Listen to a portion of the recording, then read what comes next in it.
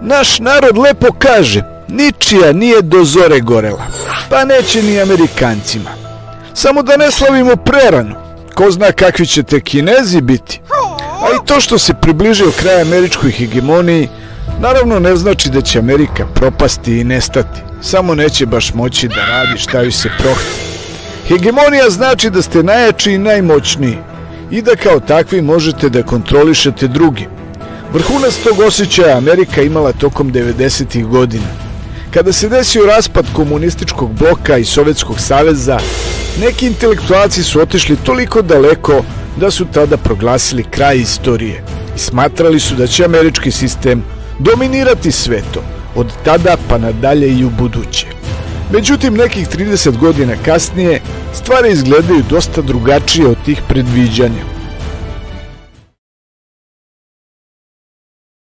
Kina i Rusija se pojavljuju kao snažne sile koje deluju protivno željama Vašingtona, a mnoge zemlje više ne vide Ameriku kao državu koja se ponaša racionalno i moralno na svetskoj sceni. Neki od tih zemalja se smatraju demokratskim, kao Indija ili Brazil. Svojim akcijama na međunarodnoj sceni Amerika je potrošila mit o tome kako su oni uvek dobri momci nasuprot silama zla, sa tom razlikom što su sada i sami Amerikanci počeli da to primećuju. Amerika ne gubi svoj uticaj samo u inostranstvu, nego se kvalitet života i u samoj Americi polako pogoršava. Ona je jedina razvijena zemlja u kojoj je zabeleženo da se očekivani životni vek smanjuje. Stopa novorođenih je na istorijskom minimumu, dok su smrti od droga i samoubistva, koje su poznate kao smrti iz očaja, na istorijskom maksimumu. Bez obzira što američki GDP dalje konstantno raste, taj rast je koncentrisan u krugu velikih korporacija i milijardera, dok obični ljudi to ne osjećaju. Naprotiv, imaju osjećaj da vlada ne radi u njihovu korist. Prosječni Amerikanci imaju osjećaj da se ekonomija pogoršava. I pogoršava se, ali za njih, ne za sve. Oni koji su najviše razočarani su oni za koje bi se najmanje nadali, beli Amerikanci. Njihov broj će uskoro pasti na ispod 60% po prvi put u istoriji, a mnogi u Americi se tome raduju. Bela Amerika pokazuje sve manje ljubavi za Ameriku, a američka vojska više ne uspeva da postigne svoje ciljeve u sferi regrutacije, usled oštrog pada u broju belih regruta u poslednjih 5 godina. Kako god, Amerika se i dalje ponaša kao svetski hegemon i troši ogroman novac na vojsku. Vojni budžet Amerike je veći nego zbir vojnih budžeta sledećih 9 zemalja. Na intervencije u Iraku i Afganistanu potrošeno $1000 milijardi za sasvim male koristi koje su ostvarene. Amerika je morala da napusti Afganistan nakon 20 godina, posle kojih nije uspela da izgradi demokratski sistem u toj državi. Nakon samo mesec dana od odlaska američkih vojnika, talibani su opet preuzeli vlast. Takođe, Amerikanci su uspeli da bace u razmišljanje svoje saveznike, poput Nemačke i Francuske, tako što su špionirali njihove lidere. Nemačka je naročito ozlojeđena. Sa uvođenjem sankcija Rusiji, cene energenata u Nemačkoj su otišle u nebo, a industrija i izvoz stagniraju. Ono što dalje erodira američku reputaciju i američke interese u svetu je njena bezuslovna podrška Izraelu u njegovom, najblaže rečeno, problematičnom vojnom delovanju u pojasu Gaze. U samo nekoliko meseci od početka sukoba Amerika je dala Izraelu 15.000 bombi, a niko više ne veruje u američke priče o pravdi i pravu naroda na slobodu. Opadanje američke moći se vidi i na primerima nekih zemalja koje su na papiru američki saveznici. Naš sused, Mađarska, opira se pritiscima da dozvoli masovnu imigraciju na svoju teritoriju i da uvede LGBT prava nalik onima na zapadu. Na pritiske odgovara približavanjem Kini i Rusiji, koje nemaju takvih zahteva, već samo prosto nude saradnju.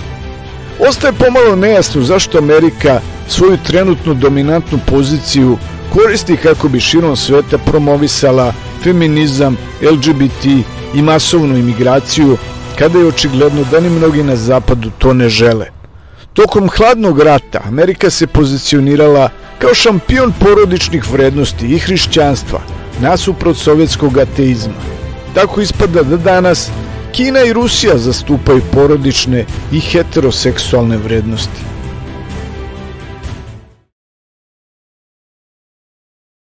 Ono što je još jedan jasan pokazatelj da dolazi kraj američkoj hegemoniji je stanje američkog javnog duga.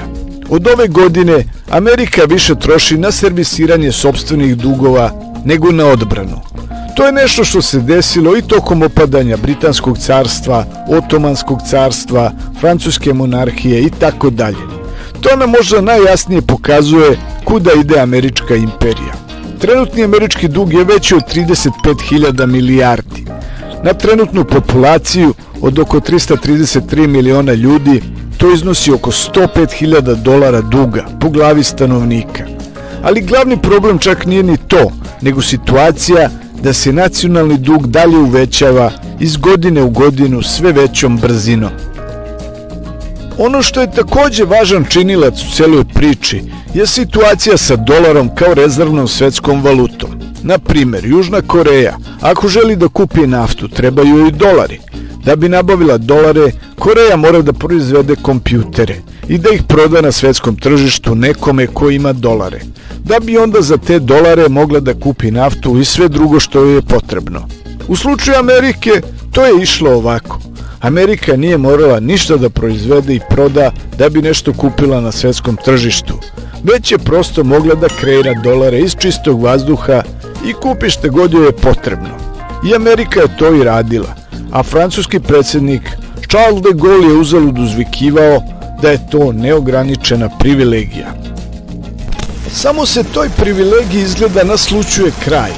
Zemlje BRICS-a pokušavaju i jednim delom uspevaju da istisnu dolar iz međunarodne trgovine koristeći sopstvene valute u međusobnim trgovinskim aranžmanima. A Amerika sve teže pronalazi kupce za svoje državne obveznice, što je opet ne sprečava da i dalje troši vrtoglave sume novca. Možda sa planom da se dug nikada ne vrati, a možda i bez ikakvog plana šta nadalje sa tim. Pokušavanje da se dug redukuje uz pomoć inflacije liči na igranje vatrom. U svakom slučaju, američki finansijski stisak nad svetom polako gubi svoju snagu i uskoro će Amerika, htela ne htela, biti prinuđena da svoje trošenje ograniči. Amerika je uvek sebe volela da poredi s antičkim Rimom i nazivala sebe Novi Rim, kako bi svojoj relativno novoj državnosti dala prizvuk dugovečnosti i grandioznosti. Večni grad do koga vode svi putevi i slavna republika. I postoje izvesne sličnosti između dve imperije. Recimo nezajažljiva želja za ekspanzijom, ekstremna nejednakost, globalni uticaj i vojna dominacija i dekadentno pokazivanje bogatstva. Obe imperije su bile upletene u bezbrojne ratove i prolazile kroz različite krize. Samo kako je izgledao kraj Rimske imperije. Svi smo čuli za frazu pad Rima. Ipak to nije bio jedan odlučujući događaj koji se desio i posle koga bismo rekli Rim je juče bio imperija, a danas je to propali projekat. Ne, to je bila postepena erozija moći i spora agonija koja je trajala nekoliko generacija. A koji su bili ti znaci koji su govorili da Rim propada? Pa evo nekih. Infrastruktura koja se raspada i o kojoj se više ne vodi računa. Ogromna korupcija i nejednakost, nepoverenje u institucije i lidere, ponižavajući vojni poraz ili beskrajni konflikti koji iscrpljuju resurse. I kad ovo vidim ne mogu da ne primetim kako srpska nazovimo imperija ima sve ove simptome. Ali okej, ima li Amerika sve ove simptome koji kada se udruže predstavljaju ozbiljan izazov strukturi imperije? Ako se pogleda logika kojom se Amerika suprotstavljala krizama u posljednjim godinama, vidjet će se da je osnovna logika njihovog sistema kapitalizam. Tako da je i u vreme COVID-a osnovna briga bila da tržište nastavi da funkcioniše bez obzira na cenu koja je plaćena u životima američkih građana. Slabo plaćeni radnici su bili žrtvovani na oltaru profita, a nije bilo značajne razlike među američkim predsjednicima Trumpom i Bidenom oko toga. Možemo slobodno zaključiti da su svi savremeni američki predsjednici proizvodi tog sistema koji zahteva profit, a ne lideri koji će povesti zemlju u neku promjenu. U tom smislu, lideri nisu toliko bitni koliko sam kapitalistički sistem i njegova otpornost i sposobnost da se prilagodi izazovima i preživi. Sistem bi trebalo da bude u stanju da ponovo izgradi infrastrukturu nakon prirodne nepogode ili da ponovo uspostavi sistem nakon ekonomske krize na način da osigura da se to više neće desiti. Ili da brzom akcijom zaštiti živote ljudi nakon izbijanja pandemije virusa. Grad Flint u Michiganu nema pijeću vodu, uprkos obećanjima vlade da će zameniti vodovodne cijevi. Nešto kao Zrenjanin u Srbiji. Dobar deo New Orleansa je i dalje uništen ili pod vodom 18 godina posle uragana Katrina. Isto kao što i mi dalje imamo razrušene zgrade posle američkog bombardovanja pre 15 godina. U Americi vozovi sa štetnim materijama iskaču iz šina, a Amerikanci sve češće dopuštaju da im se infrastruktura raspada i da je nikada ne poprave. Ni sa ekonomskim krizama nije mnogo bolje. U hipotekarnoj krizi iz 2008. godine oko 10 miliona Amerikanaca je izgubilo svoje kuće. Da li je američka vlada kaznila krivce i uradila nešto da osigura da se slična kriza ne ponovi? Ne baš. A neki novi balon je verovatno već na putu. Većini Amerikanaca je danas lošije nego 2007. godine. Dakle, nisu se oporavili od krize. A još gore su prošli u vreme pandemije COVID-a, kada je oko 1 milion ljudi umrlo, kako ekonomija ne bi slučajno stala na neko vreme, dok su američki lideri lamentirali o važnosti baš tih ljudi koji odlaze na posao u vreme pandemije, umesto da urade nešto kako bi zaštitili njihove živote. Kapitalizam sam po sebi nije otporan na krize. On ne štiti radnike, već zahteva tečno funkcionisanje. Sve proizvedeno baš u pravi čas, sa minimalnim troškom za radnu snagu. Zato se smanjuju ili ukidaju godišnji odmori, bolovanja, zdravstveno osiguranje i penzije. Ljudi sve manje imaju priliku da budu u stalnom radnom odnosu, već su stalno na privremenim i povremenim ugovorima o radu. Dakle, prilično je jasno da američka vlada ne brine mnogo o svojoj radnoj snazi, koja prosto mora da prihvati te poslove koji joj se nude. Ali vlada je vrlo zainteresovana za svoje geopolitičke interese u svetu. Samo je tu nastao problem. Dok su Amerikanci bili jedini u svetu sa parama, mogli su da zemljama u razvoju nude zajmove pod zelenaškim uslovima ili da ih nateraju da prodaju svoje resurse američkim kompanijama po bagatelnim cenama. Ili da im narede da otvore rudnik, na primjer. Naravno da zbog takvog ponašanja mnoge zemlje ne vole Ameriku. Ali Ameriku nije bilo mnogo briga, jer ona je bila jedina supersila. I u svojoj aroganciji je dozvolila sebi da prebaci svoju kompletnu industrijsku proizvodnju u Kinu, kako bi snizila troškove. A Kina je nasuprot tome stvari sagledavala dugoročno. Postepeno je podizala standard svojih građana i podizala džinovske proizvodne kapacitete, kao i moderne gradove sa infrastrukturom koja daleko premašuje onu u američkim gradovima. I dok je Amerika bila zauzeta bombardovanjem raznih zemalja i stvaranjem neprijatelja, Kina je nudila ekonomsku saradnju na obostranu korist. Nije čudno što Amerika gubi svoje trgovinske aranžmane i sve je manje onih koji su spremni da kupuju američke državne obveznice. Sada prosto postoji bolja alternativa. Kada zemlja koja je navikla da lagodno živi od toga što je izvlačila bogatstvo iz trećih zemalja izgubi tu mogućnost, šta se dogodi? Laki postane malo nervozan. Laki je malo nervozan, Pantelije. I malo nasilan. Započinju ratove preko posredničkih zemalja na geostrateškim lokacijama kako bi pokušali da održe svoju dominaciju.